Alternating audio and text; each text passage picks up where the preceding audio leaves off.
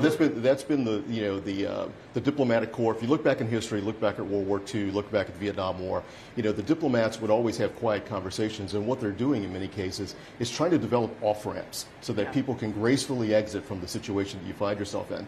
I'm not quite seeing that in this case. It may be occurring, and I'm just not familiar with it, but that's what we need to look for, is what are those off-ramps? That's exactly what the Turkish foreign minister was saying to me, essentially. We know they hosted those talks. I was there in Antalya a couple of weeks ago when the foreign ministers met there. I spoke to Lavrov. I also spoke to the Ukrainian.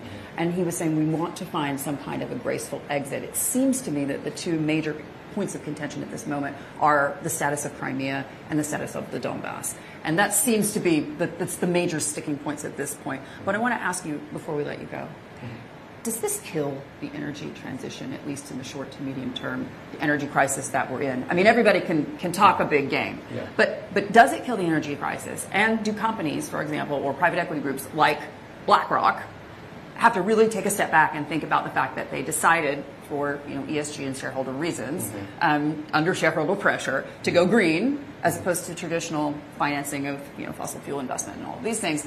Is that a mistake in retrospect? Yeah, well, I think they're going to recognize that the transition is more than just going, again, from natural gas or fossil fuels to 100% renewables. It's going to be adding new energy, and natural gas is a part of that.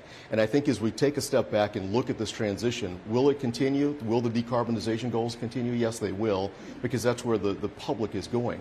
But it's going to include some of these fossil fuels. Natural gas is the perfect complement to many of the renewable technologies that are coming online in Europe and the United States.